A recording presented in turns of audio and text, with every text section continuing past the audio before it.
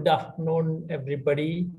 Warm welcome to the lecture by Ben Davy on Rawls and Leopold in the series to celebrate the 50th anniversary of the publication of A Theory of Justice by John Rawls. Many of you have attended our previous lectures, and therefore this topic may be a continuation, but with a new perspective on environmental justice. Today we have Ben Davy, who will make the lecture. The topic, apart from the continuation of previous topics connected with Rawls' idea of justice, topic is also connected with contemporary challenges of environmental justice and climate change. And therefore, I'm sure all of you are eagerly waiting to listen to Professor Ben Davy. Therefore, with a short introduction, I will pass on the proceedings to Professor Ben Davy. Professor Ben Davy currently is a visiting professor at the University of Johannesburg. Prior to that, he spent most of his academic career at Technological University, Dortmund. Many of you would also know he had been the president of PLPR, Planning Law and Property Rights, and European Association of Property, that is AESOP. That is briefly about him. His book, well-known book, is Land Policy, which I use whenever I teach the course on land policy, and I found to be extremely useful for referencing as well as touching many of the classics on the land question. That is briefly about Ben. To begin, what we intend to do in next hour and a half or so is Professor Ben will begin speaking around half the time, about 20 minutes or so. He has agreed. If there are questions in the chat box coming in, he could take some of the questions and again proceed with second half of his speech, that is another 20 minutes more. So after about 40 minutes, he will stop, and then we will engage in discussion and critical comments. Professor Ben also has said he's happy to spend more time informally if people want to leave at 60 minutes when the clock runs out.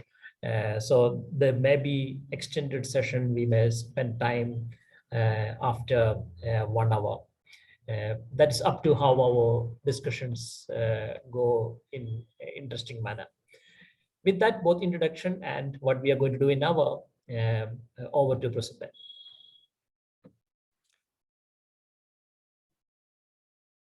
Thank you very much.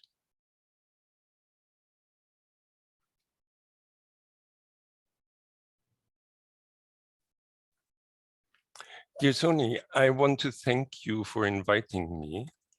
I congratulate you and your team for successfully organizing the lecture series 50 Years of a Theory of Justice by John Rawls. I'm looking forward to questions and comments, and as Professor Sony has invited you to do, please do, and he will help me follow your stimulating interventions in the Zoom chat. And as Sony also has mentioned, the talk is scheduled for an hour and a half, but I shall gladly hang out with whoever wants to stay after hours. For at least 100 years in Athens, Georgia, the United States, there has been growing a tree that owns herself. This early example of tree rights supposes the personhood of the Jackson oak. It is a legal urban legend, but what once was a romantic spleen grew into a socio-ecological movement. In today's lecture, I want to explore whether the social contract model known as John Rawls' theory of justice, in combination with Aldo Leopold's land ethic, helps understand better the logic and legitimacy of rights of nature, personhood of trees, the dignity of non-human animals, and of course, the deep thoughts of mountains. In his acceptance speech at the 2020 Academy Awards, the actor Joaquin Phoenix found strong words for the lack of respect for the natural world. And I quote, "I think we've become very disconnected from the natural world. Many of us are guilty of an egocentric worldview, and we believe that we're the center of the universe. We go into the natural world and we plunder it for its resources. We feel entitled to artificially inseminate a cow and steal her baby, even though her cries of anguish are unmistakable. Then we take her milk that's intended for her calf and we put it into our coffee and our cereal." Unquote. Articulating a vegan critique on dairy consumption is no longer surprising. And many consumers, as we speak, put hot water or soy milk in their full grain muesli.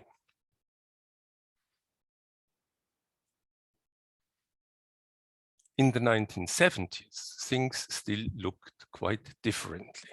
John Rawls published The Theory of Justice in 1971 at the dawn of environmental law and policies. Rachel Carson's book, Silent Spring from 1962, had started worldwide concern about pollution and pesticides. In the United States, the toxic disaster in Love Canal resulted in broad community activism. The first Earth Day was celebrated on the 22nd of April 1970 and spawned a social movement against the impacts of industry and mass consumption. In 1972, the Club of Rome published a report, The Limits to Growth, which examined the complex relationship of industry, population growth, environmental pollution, and resource scarcity. How did Rawls' theory of justice consider environmental justice and justice for nature and the environment? It didn't. John Rawls explained this peculiar neglect in the final chapters of his book, and I quote, "No account is given of right conduct in regard to animals and the rest of nature. While I have not maintained that the capacity for a sense of justice is necessary in order to be owed the duties of justice, it does seem that we are not required to give strict justice anyway to creatures lacking this capacity. But it does not follow that there are no requirements at all in regard to them, nor in our relations with the natural order."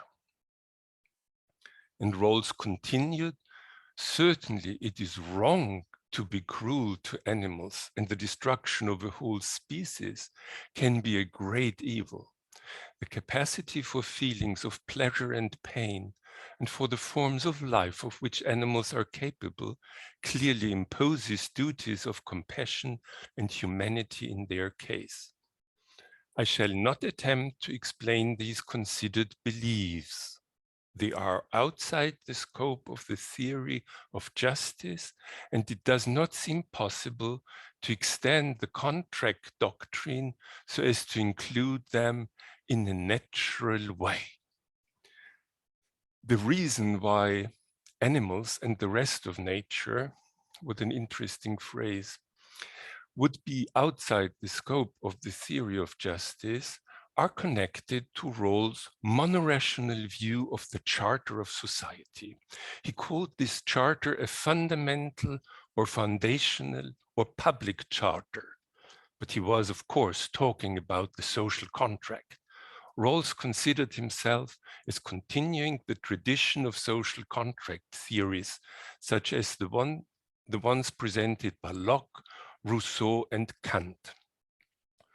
Rawls thought that the principles of justice, and I quote, "are the principles that free and rational persons concerned to further their own interests would accept in an initial position of equality as defining the fundamental terms of their association." Free and rational persons, in Rawls' view, does not include gorillas, or bees, or beautiful forests. The famous book, A Theory of Justice, explains why free and rational persons, and again I'm using Rawls' phrase here, would agree to Rawls' first and second principle of justice.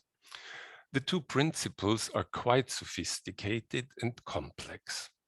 To make things easier for us, I shall trivialize Rawls. In my reading of Rawls, justice demands to minimize the pain of the least advantaged. Justice demands to minimize the pain of the least advantaged members of society. My reading puts Rawls in sharp contrast to libertarian justice, let the strong prevail, and utilitarian justice, greatest happiness for the greatest number.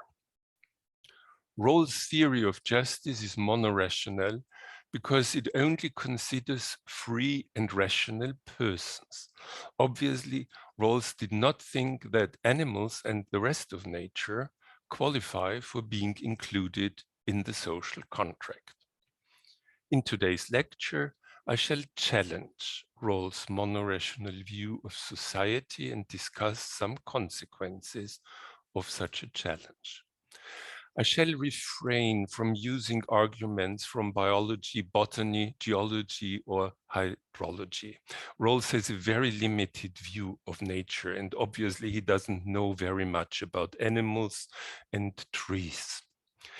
I shall not discuss whether sentient non-human animals are in fact of equal worth to human animals. I think this case has been made very well by Regan and Singer. I shall also not discuss whether rhizomes are effectively communicating with each other. So I exclude them from an imagined constitutional assembly. I'm not interested in social contracts from the perspective of natural science, but from the perspective of political philosophy and ethics. For my challenge, I seek support from Aldo Leopold's Ascent County Almanac, published in 1949. Aldo Leopold was born in 1887 and died in 1948. He graduated from the Yale School of Forestry and worked for the Forest Service in Arizona and New Mexico. In 1993, he was appointed as professor of game management at the University of Wisconsin. Ascent County Almanac was published posthumously and became a leading inspiration for environmentalists and ecological movements. Ascent County in the title refers to the so-called Central Sands area in Wisconsin. Aldo Leopold owned a farm there. The Almanac is a collection of essays about nature, wildlife, plants, and the impact of humans on the environment. One story, called Thinking Like a Mountain, is about a herdsman who kills all the wolves roaming a mountain. The culling of the natural predators results in the unmitigated growth of the deer herd. The deer devour whatever the mountainside has to offer. I quote, "The cowman who cleans his range of wolves does not realize that he is taking over the wolf's job of trimming the herd to fit the range. He has not learned to think like a mountain. Hence, we have dust bowls and rivers washing the future into the sea." Thinking like a mountain is a strong metaphor for the consideration of the complexity of ecosystems. I've never been to Wisconsin, so I'm using photographs I took on my research trips or my daily walks. But from the perspective of land use ethics, it's not enough to think like a mountain. Presumably, we also have to learn to think like non-human animals, or to think like trees, or like rivers, or the future. This is where I'm turning back to Rawls. Despite his monorationality, Rawls invented a wonderful tool to discover the principles of justice. This tool he called the veil of ignorance. The veil of ignorance was the original position in Rawls' social contract theory. Original position means before the state is formed, before the contract is made. He assumed that the members of a constitutional assembly meet behind the veil of ignorance to hammer out the principles of their constitution. The members of the Constitutional Assembly have all general information about the society for which they are supposed to draft the constitution based on justice. They know how many inhabitants there are, which natural resources can be harvested, what languages are spoken, and so on and so on. So if the members know everything, why is this called a constitutional assembly behind the veil of ignorance? Rawls explained it like this. No one, and I quote, no one knows his place in society, his class position or social status, nor does he know his fortune in the distribution of natural assets and abilities, his intelligence and strength and the like.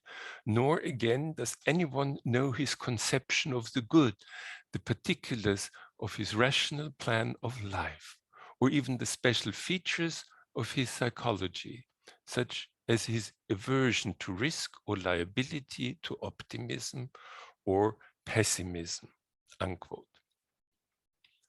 Rawls created a space for thinking about justice independently from the self. The veil of ignorance allows to deliberate justice principles apart from personal needs, personal convictions, personal preferences. Since the members of the Constitutional Assembly behind the veil of ignorance do not know who they are, they promote justice principles that protect them once the veil of ignorance will be removed. Rawls assumed that all members of the Constitutional Assembly must be prepared that their place in the world, once the veil is removed, will be assigned to them by their enemy. Rawls chose an interesting phrase for those whose position is assigned to them by their enemy. He called them the least advantaged. So what does that mean exactly? Rawls did not say, but with a little imagination and depending on regional and cultural background, the least advantaged probably lack wealth and income. They are the victims of racist or sexist discrimination, of poor health, without proper education, physically or mentally weak. They are refugees, and so on. Regarding justice as a prescription to minimize the pain of the least advantaged protects everybody who is unlucky enough to find themselves disadvantaged. Rawls' world is monorational because once your enemy has assigned to you your place in the world, you still will be human. The principles of justice negotiated behind the veil of ignorance consider only human animals. So perhaps your enemy turns you into a homeless single mother who squats in the shadow of a lamppost to protect her little one from the merciless glare of the sun. The concept of justice, minimize the pain of the least advantaged, will protect you. But why not change the rules of the game a bit? Let us assume that once the veil of ignorance is removed, your enemy turns you into a street mutt, searching for nourishment in waste dumps. Or into a monkey. Or a tree, like this 400 years old big banyan tree. Or into an oak tree in Bielefeld. But perhaps your enemy assigns you into the world as a river or actually as a mountain. Which fundamental principles must the social contract comprise that derives from thinking like a street mud, or thinking like a mountain, or thinking like a tree or a river? As mentioned earlier, Rawls did not think that this question would be relevant for a theory of justice. His theory of justice, it could be said, is the helpless academic introduction to a world with raging wildfires, flooding, pollution, chicken shredding, mass tourism, excessive air traffic, climate change, and COVID-19. Leopold considered the question most relevant. In the final chapter of the Ascent County Almanac, he presented a social contract which he called the land ethic. Leopold emphasized the social relevance of the land ethic. I quote, "An ethic ecologically is a limitation on freedom of action in the struggle for existence. An ethic philosophically is a differentiation of social from antisocial conduct." Unquote. Leopold merged the concept of the social with the concept of community. And I quote, "Ethics are possibly a kind of community instinct in the making." Unquote. Without quoting Comte and Durkheim and their concept of organic solidarity, Leopold emphasized that ethics be regarded as link between the individual and the community. And I quote, "All ethics so far evolved rest upon a single premise, that the individual is a member of a community of interdependent parts." Rawls considered animals and the rest of nature not to be part of the community bonded together by two principles of justice. Leopold thinks the opposite. And I quote, "The land ethic simply enlarges the boundaries of the community to include soils, waters, plants, and animals, or collectively, the land." Human animals specifically are to be included in the colorful land community. And I quote, "A land ethic changes the role of Homo sapiens from conqueror of the land community to plain member and citizen of it. It implies respect for his fellow members and also respect for the community as such." Unquote. Leopold was highly critical of an economic bias of land use ethics. And he wrote, "Land use ethics are still governed wholly by economic self-interest, just as social ethics were a century ago." Unquote. In part, Leopold's critical view derived from a monorational perspective on land values. And I quote, "One basic weakness in a conservation system based wholly on economic motives is that most members of the land community have no economic value. Wildflowers and songbirds are examples." Unquote. The literature on environmental ethics, but also many legal systems, accept the existence value as one of the plural values of land. I will not follow that train of thought, although it's really important, but conclude. Leopold concluded the land ethic with his version of the fundamental principle of the social contract. And I quote, Quit thinking about decent land use as solely an economic problem. Examine each question in terms of what is ethically and aesthetically right, as well as what is economically expedient. A thing is right when it tends to preserve the integrity, stability, and beauty of the biotic community. It is wrong when it tends otherwise. This table compares what Rawls and Leopold have to say about the social contract, the boundaries of the moral community, rationality, and the supreme principle guiding the community or society. Taken with a grain of salt, Rawls and Leopold arrive at similar conclusions about what is just or right. They differ, of course, about the boundaries of the moral community. Rawls sometimes is called an egalitarian, but his theory of justice does value the individual entitlement more than the significance of justice principles with regard to the community.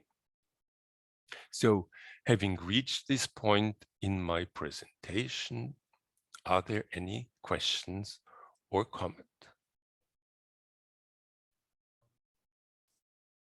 There is one question at the moment in the chat box, which is asking why Rawls thought thinking of nature could be excluded from social contract from the point of view of the veil of ignorance. This is a very good question, and I have not found the answer to it. The literature on environmental ethics sort of mentions Rawls. The same is true for planning ethics, but I have not found, I would be very interested what the answer is. I have not found a good explanation of that. It seems that John Rawls was a liberal and he was not very much stimulated by the growing green movement in the United States or all over the globe.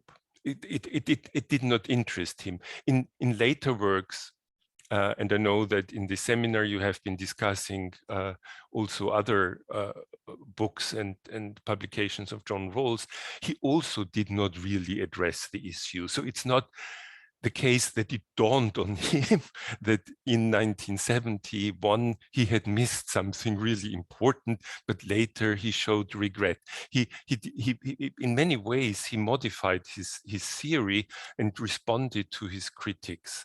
But since no one really accused him of leaving out environmental ethics or environmental justice, he didn't find it necessary to include it.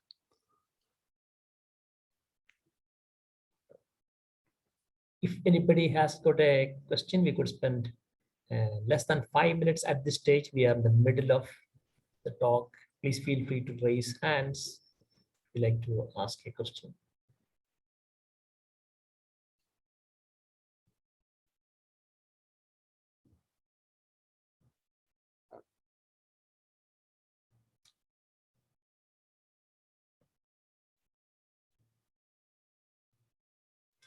Yes, Rohit, please go ahead. Am I audible? Yes, we can hear you. Professor Davy, I had a question, just a thought about how we could picture the urban-rural divide and especially the extraction of the rural resources for the urban usage with respect to Leopold. I'm sorry, I did not understand. Was that the question? The question was about how the for urban usage, a lot of resources are extracted from the rural sites. Right? Yes. So how could we understand that in terms of I think the Leopoldian answer to that or similar questions would be show respect. Do not just conquer the rural area, show respect for the rural area. Leopold was a hunter. There are several pictures on the internet where he's holding a bow and arrows. So he was not adverse to the idea of using nature and natural resources, as I will tell you also in a moment. But what he really was critical of was the lack of respect. So my response would be, it's about respect. Does that help, Rohit? Yes, Professor. Thank you. Thank you so much, Professor Davy, and thank you, Dr. Parishari. I am Ananta Kumar Giri from the Madras Institute of Development Studies, Chennai, India. Thank you so much. I just think that you mentioned that Rawls provides us an instrument of veil of ignorance. But while it opens up something, now what is a foundational challenge of having a different kind of assumptions? For example, what is the epochal challenge of moving from veil of ignorance to dynamics of awakening? Because now it is not just that when our veil of ignorance is lifted and we see the street dog and the wild animal and the mountain, then we become more just. So it is a process of awakening. So this is my first query. My second query is the very language of social contract. Now, is it adequate to think about Leopold? Think of a language, for example, social covenant or life covenant, because the very idea of the social, as it has been constructed in modernity, now this very production of the social is produced at the disjunction between nature and society on the one hand, and society and transcendence on the other. So my submission is that we need to invite other languages as different ways of being and society and the world. And my third quick query is, you very creatively referred to both the ethical and the aesthetic in Leopold. And my query is that what is the aesthetic dimension in genres? And if it is not sufficiently articulated, then what is the contemporary challenge of an aesthetics approach to justice? And finally, the reference to biotic community in Leopold is very significant. And that also points to the contemporary challenge of what can be called a civilizational crisis. My submission is that the contemporary challenge of civilizational transition, which calls for building of bio-civilization, and it is the significance of biotic community, and rethink Rawls from that point of view. Thank you very, very much. That was very great comments, and it's too complex to respond to that at this point, but thank you so much. Sonny, is it okay if I continue? Yes, I think we continue. We take more reflections and comments at the end.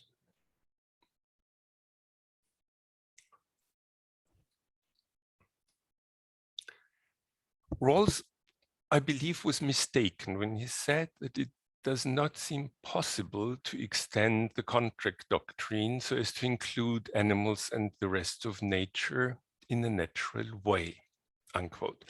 It is possible once we accept Leopold's extended land community and the role of human animals not as conquerors, but as members. Possible, yes, but is it also unnatural, as Rawls implies? And the Leopold emphasized the community focus of the land ethic, not the individual member, but the entire biotic community are important. This can be read as a call to consider and preserve vulnerable ecosystems, the land's least advantaged, so to speak. This can also be read, however, as the sanctification of nature at the disadvantage of civilization and culture. It is Is it unnatural to regard human animals as members of the land community instead of superior conquerors? I shall discuss this question with respect to two objections, one that has been actually raised and another that could be raised. The first objection came from Tom Regan, author of The Case for Animal Rights. He called Leopold's land ethic environmental fascism because it potentially valued rare wildflowers as more worthy of existence than human beings. The second objection is related to the dignity of human animals. Is human dignity injured by accepting the land ethic? Is accepting animal rights, the personhood of trees and rivers, or a biocentric land use ethic still compatible with human dignity? Let's turn to the first objection. Tom Regan took issue with Leopold's assertion that a thing is right when it tends to preserve the integrity, stability, and beauty of the biotic community. It is wrong when it tends otherwise. Regan responded, the implications of Leopold's view include the clear prospect that the individual may be sacrificed for the greater biotic good in the name of the integrity, stability, and beauty of the biotic community, unquote. Regan called Leopold's land ethic environmental fascism. He mocked Leopold's world where man would be, and I quote Regan quoting Rawls, quoting Leopold, where man would be only a member of the biotic team.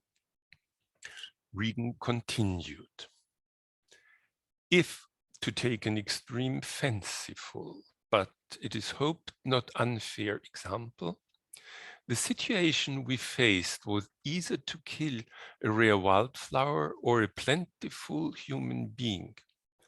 And if the wildflower as a team member would contribute more to the integrity, stability, and beauty of the biotic community than the human, then presumably we would not be doing wrong if we killed the human and saved the wildflower, unquote. J. Baird Callicott rejected Regan's critique with a general statement. The land ethic, he said, happily implies neither inhumane nor inhuman consequences. The land ethic is not draconian or fascist. It does not cancel human morality, unquote. I do not think that this statement presented an effective defense of the land ethic. Callicott should have addressed the somewhat bizarre case of the rare wildflower and the plentiful human being. Callicott also did not discuss the potential of the conflict between norms, should human morality be combined with the land ethic. Perhaps it would have been helpful if both Regan and Callicott had reread what Leopold said about the land community. Leopold complained about the inclement and often wasteful fashion in which mankind treated the soil, rivers, plants, and animals. He did not put the soil, rivers, plants, or non-human animals above human animals. Rather, Leopold demanded that animals and the rest of nature be treated with respect. And I quote, a land ethic, of course, cannot prevent the alteration, management, and use of these resources, but it does affirm their right to continued existence, and, at least in spots, their continued existence in a natural state, unquote. Men should not consider themselves conqueror of the land community, but citizens of it. Would this reduce the worth of human animals and harm human dignity? And now I come to my second objection. Human dignity often is called the supreme value of ethics and human rights. George Kateb asserted that human dignity expresses the supreme worth of humanity as a species and of each single woman and man and child. And I quote, "The core idea of human dignity is that on Earth, humanity is the greatest type of beings, or what we call species, because we have learned to see humanity as one species in the animal kingdom, which is made up of many other species along with our own, and that every member deserves to be treated in a manner consonant with the high worth of the species," unquote. I find this very arrogant, to be honest. But in fairness to Kateb, I must mention that he strongly advocates for a considerate encounter with nature.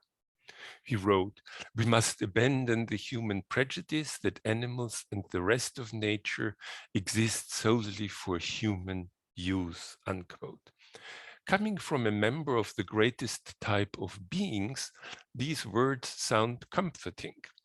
Anthropocentric ethics often assumes that humans have moral obligations or duties towards nature and the environment.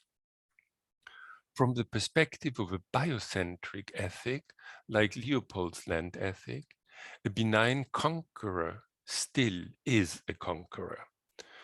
Buying into the concept of a land community has consequences for lifestyles, the economy, and natural resources. Think of the actor Joaquin Phoenix and his woke 2020 acceptance speech.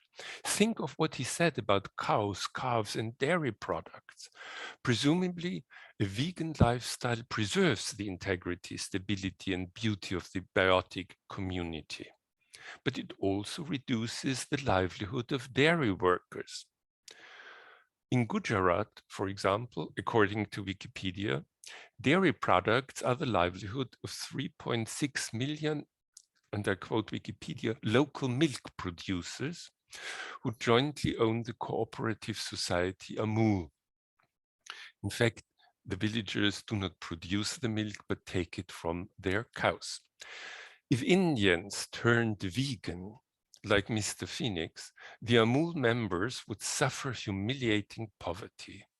It is no surprise that Amul was not fond of Mr. Phoenix' 2020 Oscar acceptance speech and, quote, celebrated, unquote, the actor with a bizarre cartoon where the Amul girl smears butter on Joaquin Phoenix's face. So Leopold's land community encounters a critical question. Is accepting animal rights, the personhood of trees and rivers, or a biocentric land use ethic still compatible with human dignity? I cannot give a definitive answer to this question. I understand that the disruption of the dairy industry or the meat industry or the logging industry can lead to nasty, humiliating moments for workers in these industries. But human dignity has often been exposed to social change. There was a time when men felt their dignity compromised if women had the right to vote.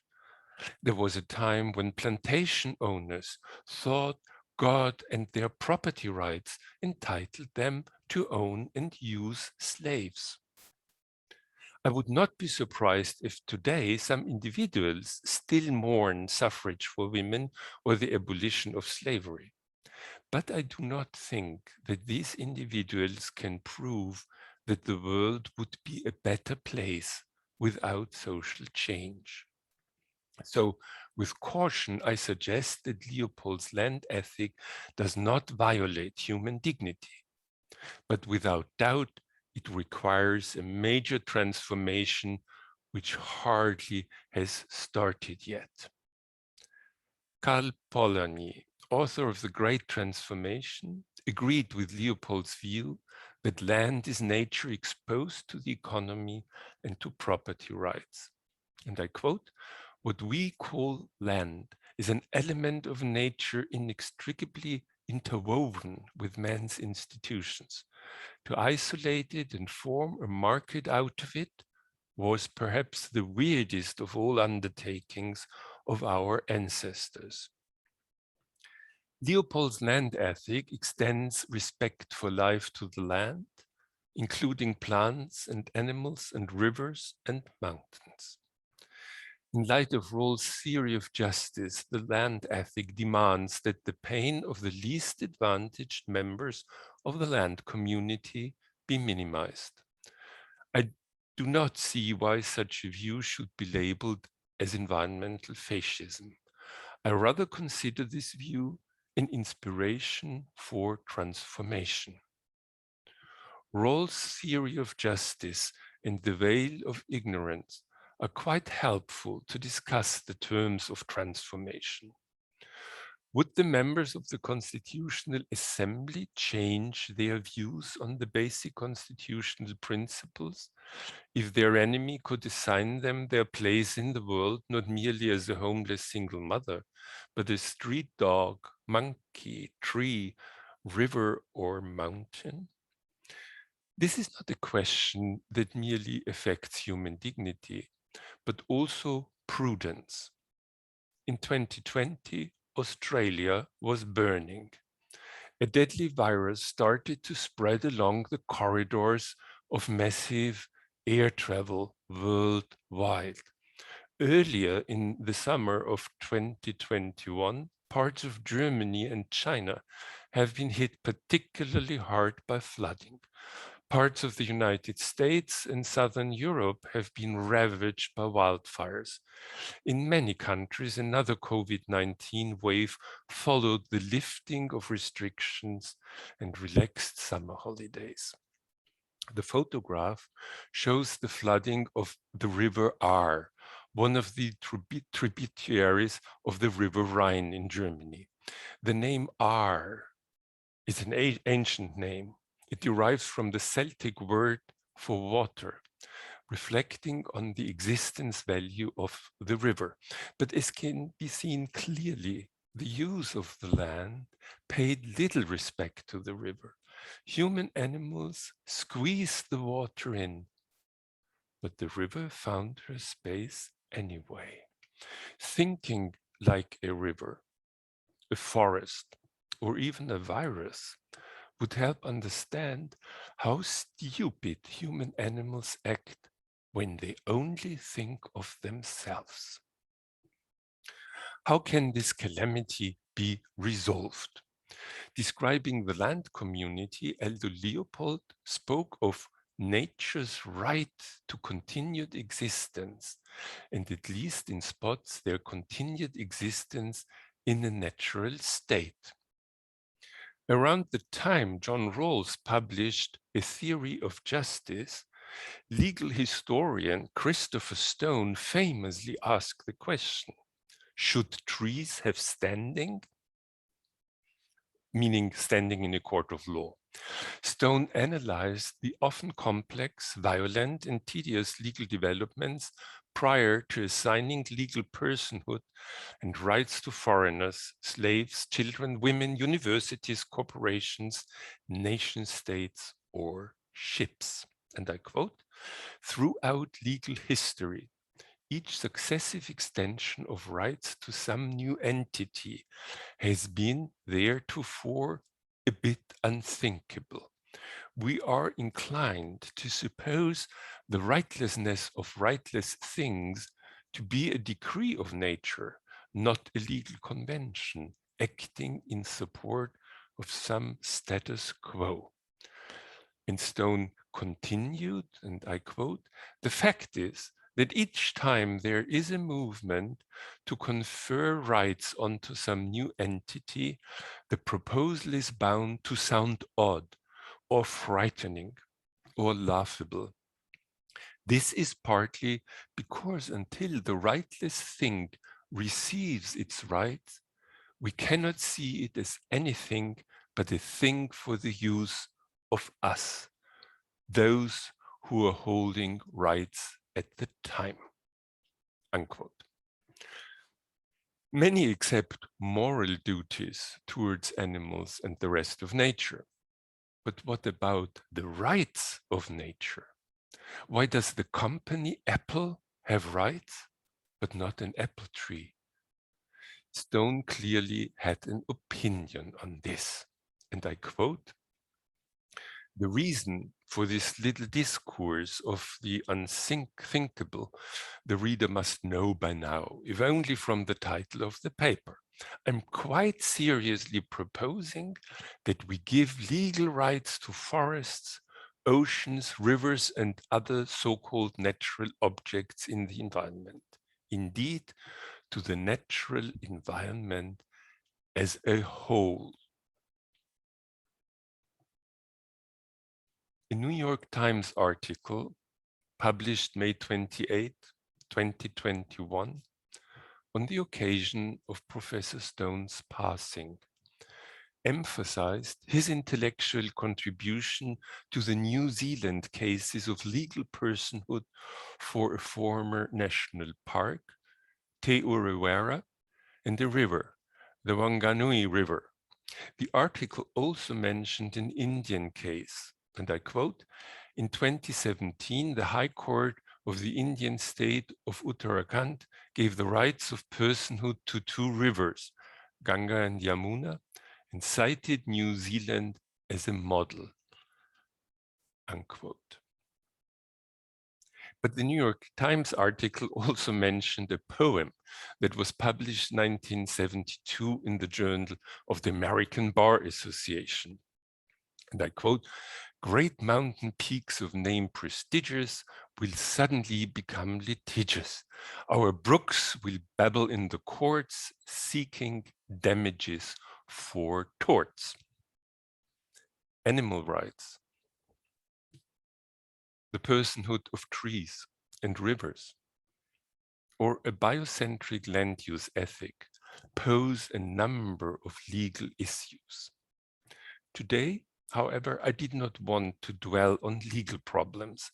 I wanted to explore some of the philosophical underpinnings of justice for the environment.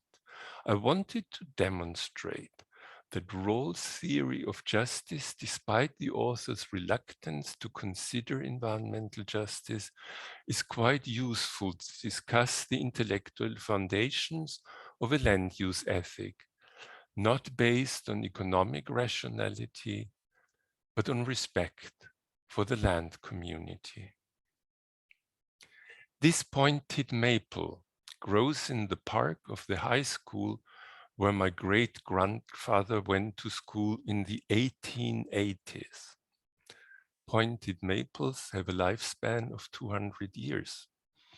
And this tree looks old enough for her and my great-grandfather to have met. At least I take pleasure from dreaming that they did. I thank you for your attention. Thank you, Professor Ben. This was great lecture, especially introducing the environmental justice to a Rawlsian perspective. We have several comments which have come up. Maybe instead of me trying to summarize the people who have written the comments, maybe good for them to speak out. Peter, would you like to speak? You had two comments. First one is really interesting. The attempt to compare both prose and poetry. How justified is it? Maybe you could begin with that, and maybe by then Peter will also make his second comment.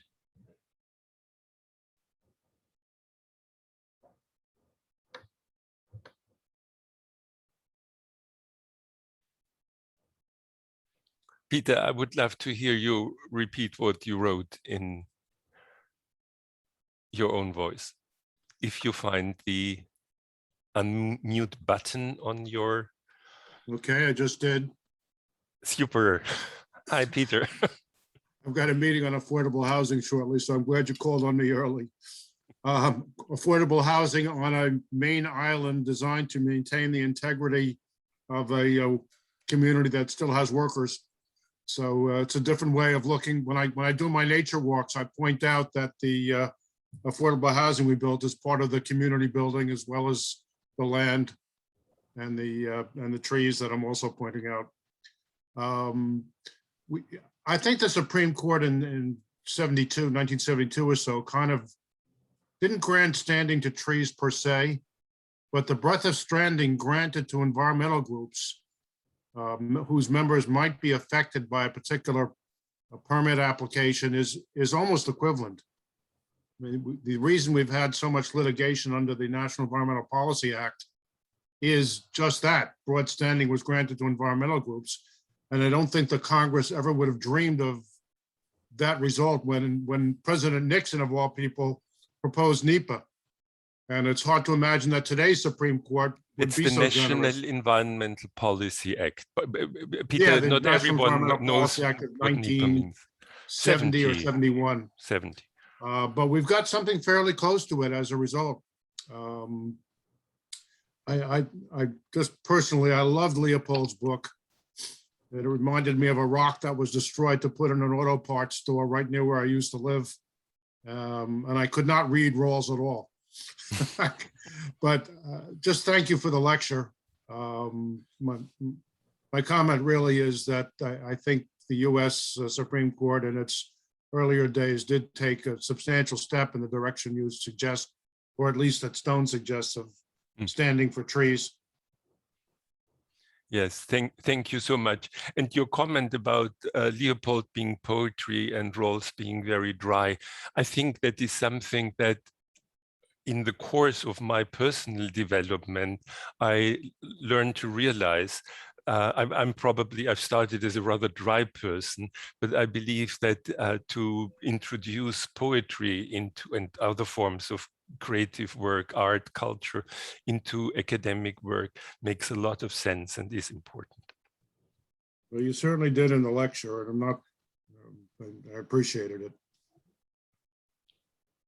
We also have a question from Johannes. Johannes, would you like to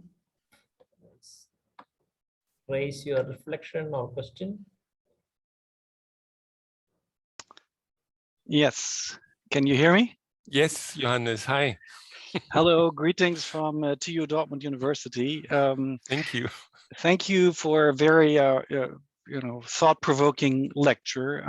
I have to admit, Leopold was not on my radar, and I'll certainly try to get some of his writings. And the question that I posed in the chat, that does not really address the nature part of your discussion, your lecture, but it's perhaps a more general question that has been posed in regard to Rawls' political theory.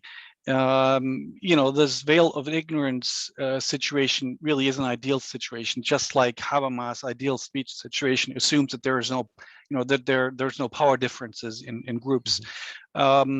So I think that, and you've made some suggestions. I think that theoretically, nature can be integrated in this ideal theoretical situation, and I think you've given some pointers to that. But it seems to me the main challenge for Rawls and then also for Leopold is that the world really isn't anything like this veil of ignorance situation. The powerful know their power and they use their power, and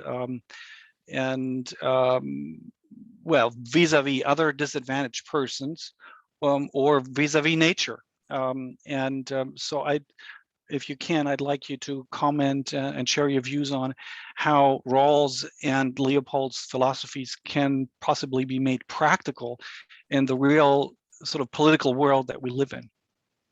Thank you very much for this question. My response is, and there are several responses that I could give, but the one I chose is that dealing with ethics and with philosophy in a larger context helps understand what we should do. This is basically the goal of ethics, to answer the question, what should we do? And I have learned over the years that this is not just about being a nice person, but this is when Leopold talks about the cowboy and the shooting of the wolves and the dust bowls, he is speaking about what happens if you disrespect nature. A catastrophe happens, and we have seen that over and over again. There was a period of time when people were afraid to eat meat because of mad cow disease. And mad cow disease resulted from unethical behavior. It was unethical to turn cows into cannibals because they were fed the remnants of their cow peers. And mass tourism and mass air traffic is unethical. And when you look at how COVID-19 spread all over the world, the first phase, it was clear that this unethical behavior was the path of the spreading of the virus all over the world. And of course, it is possible to say, oh no, it was just really a very bad rainfall in the Ahrtal. But what happened, in fact, is that unethical land use took away the space from the river Ahr. And my response to your question is ethics, and Aldo Leopold is a wonderful, wonderful example of that. And justice philosophy tells you what happens if you do not behave like you should behave. It's quite simple. If you do not follow the advice, you have to carry the consequences. Thank you. I think there is a related question Rohit is raising on the ethics part of it. Maybe Rohit, he is questioning ethics versus livelihood. Maybe Rohit, you should raise your question. Yes, my question is based on how, especially oriented with the behavioral changes that was cited in Joaquin Phoenix, by Joaquin Phoenix and Oscars. While we're talking about veganism, you address the part that livelihood of them associated with the business would be affected. It is also the poor who are dependent on the mass production, which makes certain goods affordable to them. So, I interpreted land ethics as a behavioral, individual behavioral change, but could it be applicable in a flat rate to everyone? That's my question. I think that is a great question, and the answer that I would give at this moment, and for me this is something of a personal development, is no, it cannot be applied uniformly. Ethics, land ethics is surely not a universal recipe. It has to account for regional differences. It has to account for cultural differences. And I made that remark that a vegan lifestyle probably would be consonant with Aldo Leopold's land ethic, but I certainly did not mean by that land use ethics demand a vegan lifestyle from everybody. What it demands is to be respectful of nature, of animals, of trees. And that means that 3 times a day you do not have to have a meal including meat. And this is something you can see in Germany. I'm not sure how that is in India, But there are still a lot of people who think that you have to have sausages in the morning and the schnitzel for lunch and the steak a menu for dinner, and this is unhealthy and it's unethical. Thank you. We have both Christian and Ring sharing some additional literature, but maybe Christian is already running out of time. Ring, would you like to share? There's no question, but it's a reflection on some of the literature which has come in. Okay. Hello. Well, to the question Johannes Lückenketter just put up, I shared a recommendation for literature, which is very much more down to earth, which is not talking about ethics, but it's a different perspective on animal and human relationships from which I found quite interesting. Marxist perspective. It's a book I read a few years ago. So one could, of course, imagine the conflicts that arrive in land use, and some of them are mentioned in that book, as combats between different groups, and sometimes weak groups of several sides join and dissociate, fighting other interests. So that's what's described in that book. So the book is about times that in Middle Europe and North America, it was way more common than today, that cattle lived aside with working class people, which is not the case today mostly anymore. And there are some examples found where there are indications that in a way the uprisings against and the protests that took place have some similarity. Cattle, in a way, cattle revolts joined with revolts of human beings. So so that's one part that is explained in the book, and the other part is that is criticized in that book is a very romanticist view on nature, especially nature in cities, that is very much taking place under human conditions, but it's also biodiversity in cities, and European countryside is often higher than in the landscape. So it offers a bit of a switch of perspectives, but of course it's not a land ethic. It's just another view on some of the topics that were discussed today. Thank you very much for sharing that, Emmanuel, and I'm happy to see you in the audience. And it gives me an opportunity to do a little advertisement for those of you who are associated with AESOP, the European Schools of Planning Association.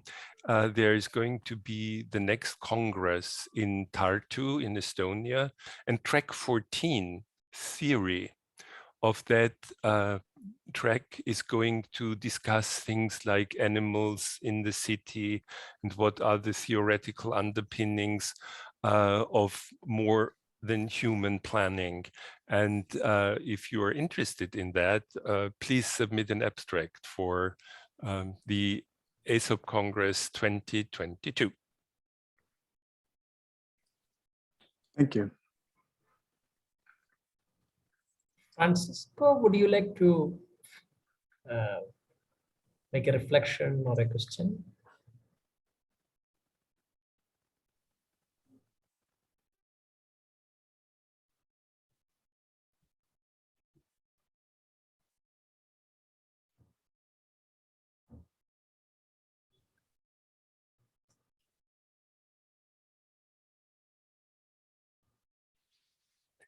Diana, please unmute. Hello, everyone. And thank to Sonny and to Ben for this opportunity to be inspired with all these thought-provoking ideas. I have, my mind is working on so many levels. I don't know where to start, but I would like to emphasize something that I think it's has to do with human dignity and has to do with the respect to another, whether or not it's disadvantaged or it's in a disadvantaged position in relation to us. I think it's also important to have this notion that the human dignity doesn't imply only your standing in front of some power and being dignified in front of this powerful authority, but it also implies being dignified in the way you yourself are critical and aware of your power in relation to somebody else who is disadvantaged in front of you. So you have to like to guard them of yourself.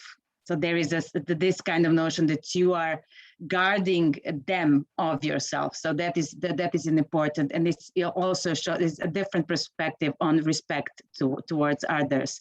But I also like to I think it has I think even broader ideas that we are sharing, that it's mostly your lecture shows us how to be personally and individually responsible. But I think we also need to think about the technology of interactions, human nature interactions. And this, of course, implies socioeconomic conditions and implies governance in certain ways.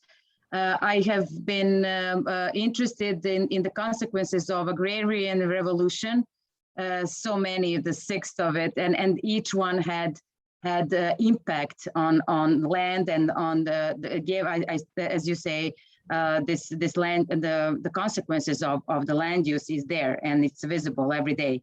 And what I thought that perhaps we also need to dwell to dig into such a kind of research that it really explains that, and for example, food production nowadays really does not reflect our needs. Our survival and progress is not consonant and coherent with the ways we are producing food, for example. And then we have to explain to the people that they don't need to eat so much or meat, or that there are other ways of food production and land use that can be more coherent with the ways of us being more respectful. Because I think that, for example, in my country, we don't have recycling. I'm trying to recycle, but there is nowhere to put the plastic bottles. So we do need a wider, I think, socioeconomic conditions to be more respectful and to be productive in this respect. It is, of course, about individual responsibility, but I think we also need different socioeconomic technologies of making our interaction with nature more productive and more respectful. And thank you again. Thank you, Tijana. You've introduced to me the writings of Popovich, and he expressed this idea that dignity means that I have to protect others from myself. And at first, when you told me that, I was sort of confused and wasn't sure how does that fit into my thinking on dignity. I find it is an extremely stimulating and important thought. Very often, dignity is thought of as an entitlement, an individual entitlement, but that is just one part of the whole concept, and that I owe to my dignity to respect others and to defend others against myself, my greed, my needs, my ambitions. That would, I think, help a lot to think about human dignity in the context of a land ethic, as well as in the context of Rawls' theory of justice. Thank you so much.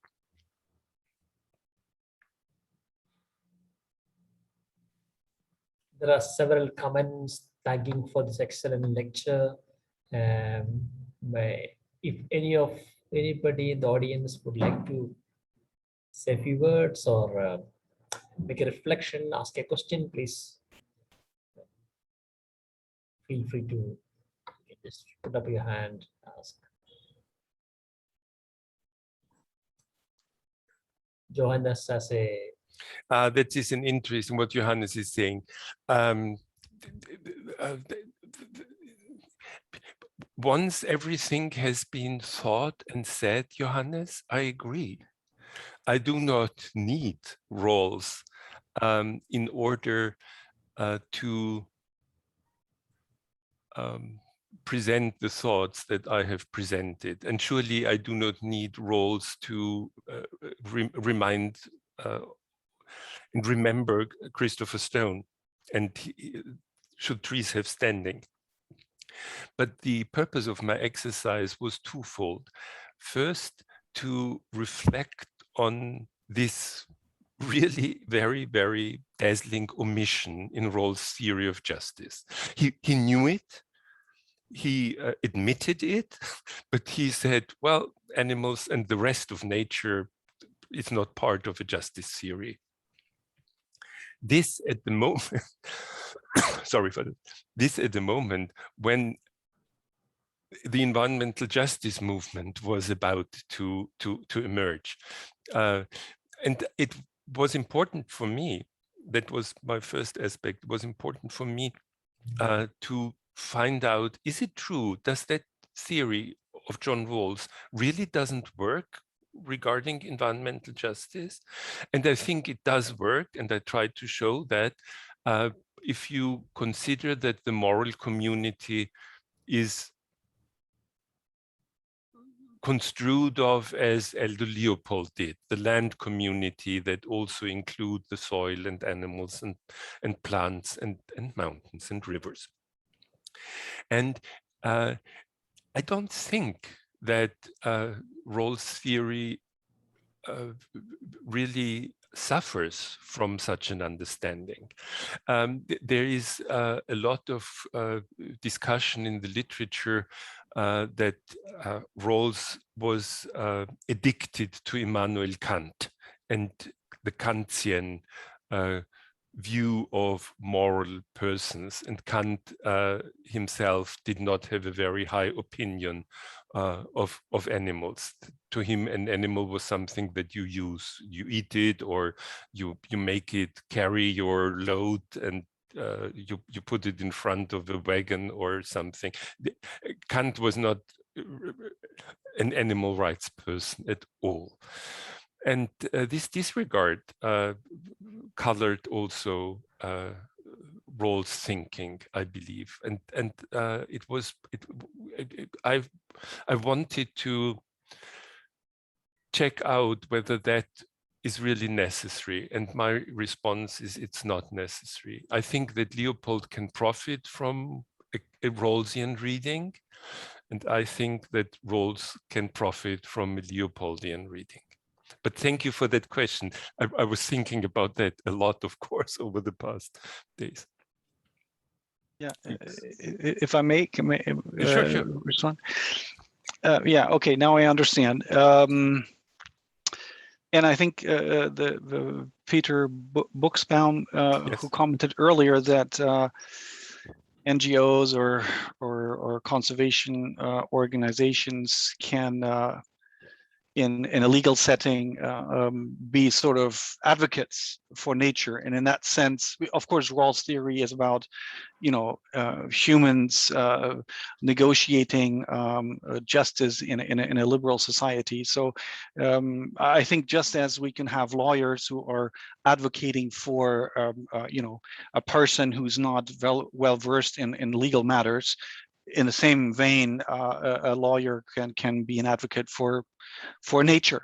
So I think in a way that I think he pointed the way how very easily nature can be included in Rawls' philosophy. So I thought that was interesting. But still, the Leopold's. I of course I don't know anything about Leopold, and this is the first time I was introduced to him. But of course, it can sort of enlarge our consciousness, and maybe it'll trickle down into society. But Rawls theory, I think, at least to me, always had also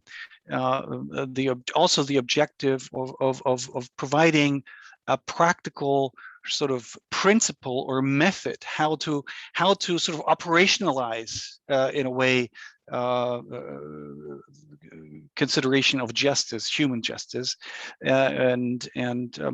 so I still find it intriguing for that matter. And I thought how, rather than just stimulate our thinking and maybe sort of challenge our values, if you think that Rawls theory is also how you can connect it to Rawls, and how it could then become a practical tool for decision makers, for land use planners, for example.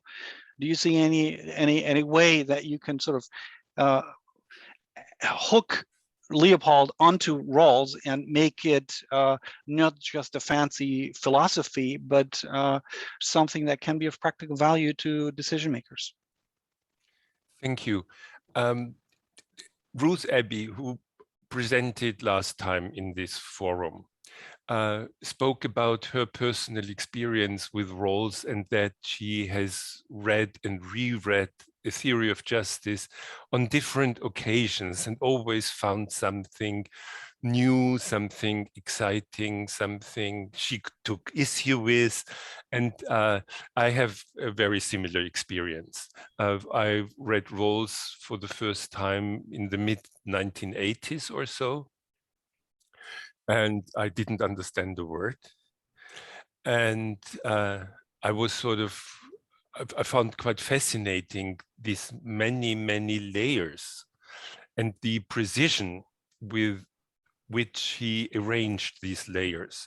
But it took me quite a while to find my own reading of Rawls, which I have presented to you at the trivialization of Rawls. And I'm sure that many Rawls experts would disagree with that reading, but I think that it's a valid reading. So how was my experience over the past months when I reread Rawls?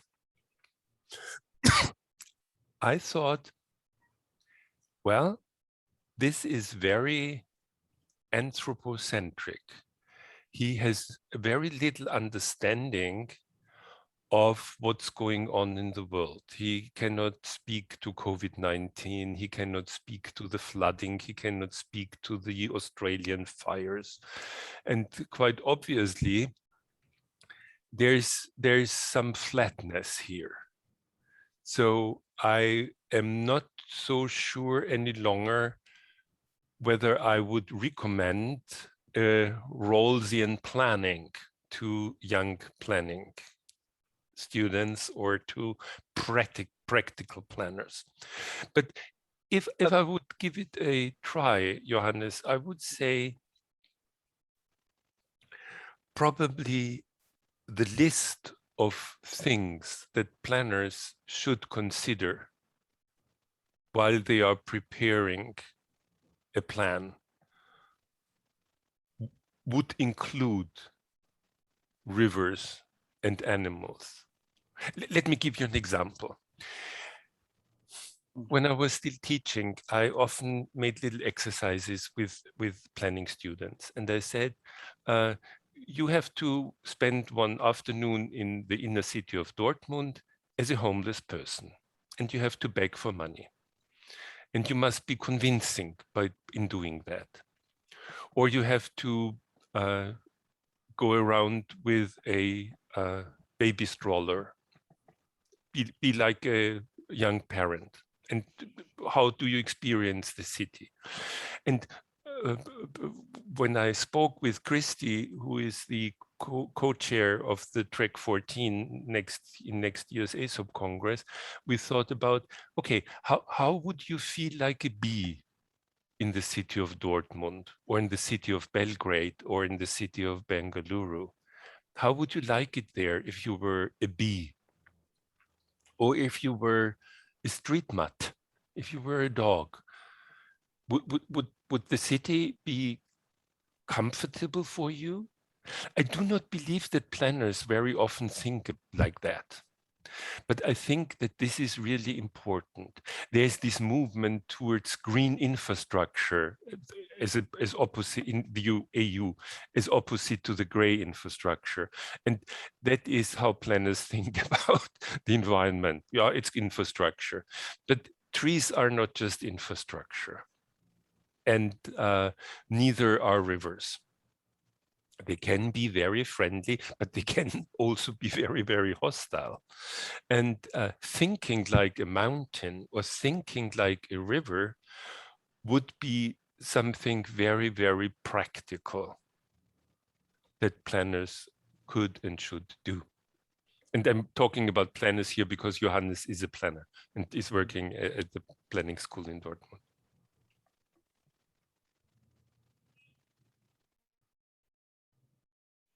May I thank you again, Professor Davy? Yes, yes, please. Thank you so much. It is lovely, deeply inspiring, and could you please try yes. to hold your mic? Thank you. That would. So vielen Dank aus meinem Herz. Oh. Einen schönen Nachmittag wünsche ich oder einen schönen Abend. How lovely! I have visited Dortmund, and you know, Dr. Christopher Oyode is a dear friend of mine. Oh, okay. And so lovely to hear you.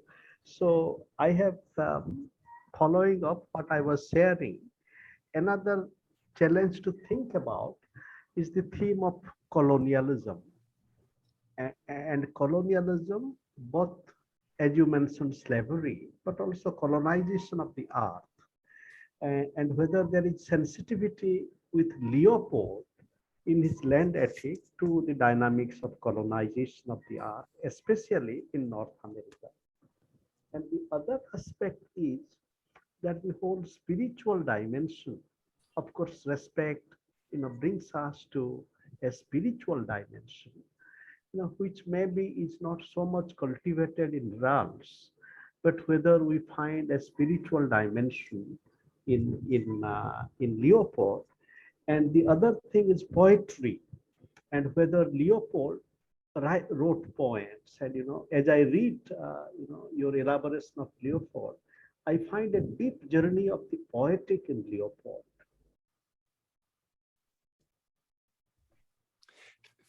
Thank you very, very much.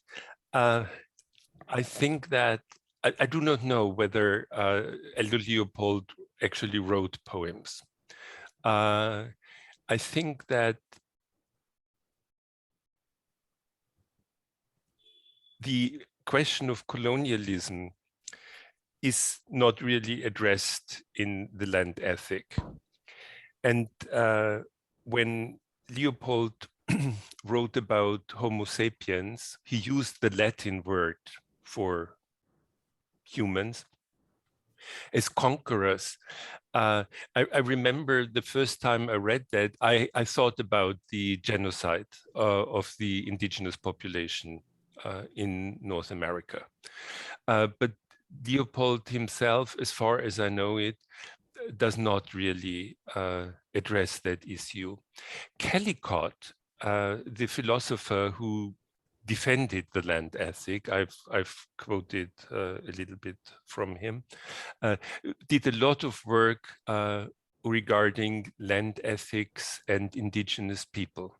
He was particularly working with First Nations in North America.